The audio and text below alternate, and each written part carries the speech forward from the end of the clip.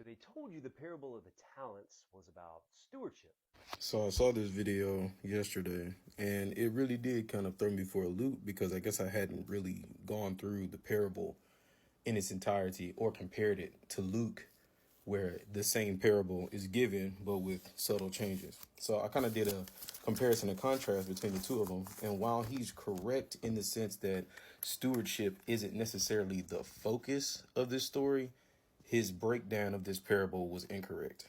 So if we look at the two parables, Matthew 25, the master leaves and is going to go be crowned king, all this great stuff. We know the parable. And it talks about giving out the talents, right? If you compare that to Luke, it's not a talent, it's a minas. And those are two vastly different sums of money, but they're still sums of money. Therefore, the point that he made about it being something casting down to the rich is irrelevant because there are two different units of measure given for what was given to the servants.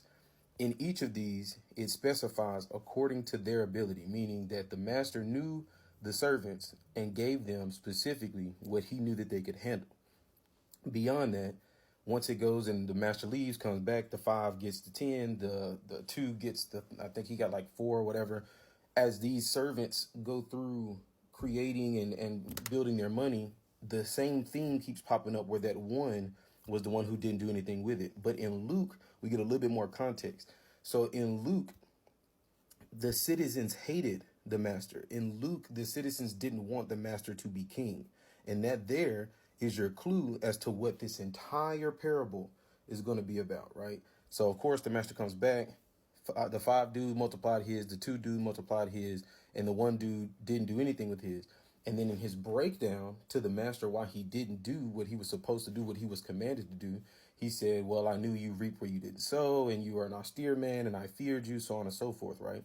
And then in Matthew, it said to cast the unprofitable servant into outer darkness, and there will be weeping and gnashing of teeth, right?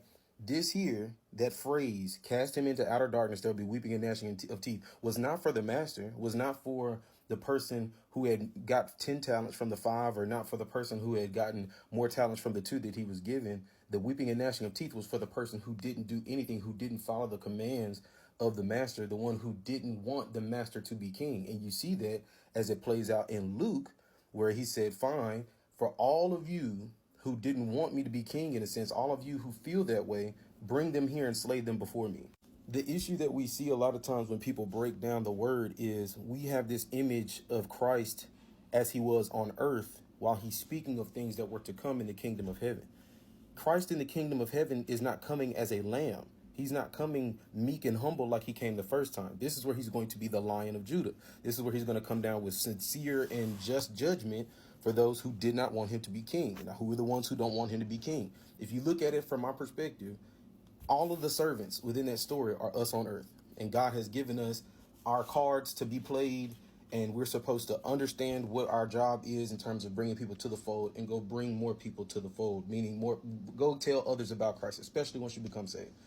For those who don't want Christ to be your king, for those who want to reject Christ, the Bible is very clear about what happens to those people in the end. You will be cast into outer darkness. There will be weeping and gnashing of teeth. That's how you know that in this story, the servant who wasn't a good steward was the one who was in the wrong, right? Regardless of the master and regardless of how you feel about the master, which is, I think, the point, regardless of how you feel about the master, Christ rules all. Christ owns all. God owns all. So if he gives you a command, that is your command to carry out, whether or not you agree with it.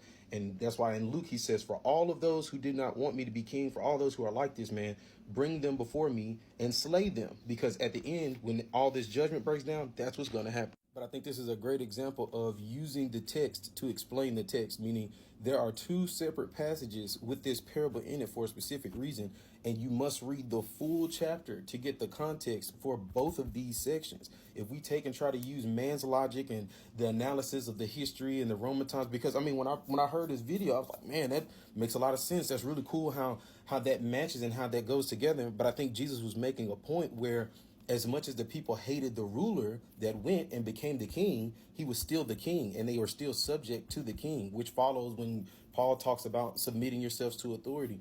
But ultimately, when it comes down to the spiritual sense, when Christ becomes king, there will be many people who don't want him to be king. And at that time, Jesus was talking to people who did not understand and did not know what the kingdom of heaven was going to be like, right? Keep in mind, these are the people who only knew God and thought the Messiah was going to come a specific way. So looking at it through the lens of the student makes no sense when the teacher is trying to explain a new concept. So, do I think this story was specifically about being a good steward? No, I think it was more so to illustrate, once again, if you are not on the right side of Christ, when things hit the fan in Judgment Day, there will be weeping and gnashing of teeth, right? And in that instance, you will be separated from God permanently. And I think Luke 19 and Matthew 25 explain that perfectly. I feel like, as much as I've broken it down, I do think there is a call for you guys to read that chapter. I think those chapters have fantastic information in them, and honestly, they're right on the cusp of Jesus entering into Jerusalem, which is where he's going to go and be sacrificed. So, I mean, I think all in all, what he's doing is illustrating, hey, there are people who are not going to want me to come and be sacrificed. There are people who are not going to want me to come and be king. Those people will be the ones that will be, you know what I'm saying, cast in the outer darkness. Make sure that you're doing what you're supposed to do with the commands that I have given you, whether it's 75 pounds of silver or it's a day's wages.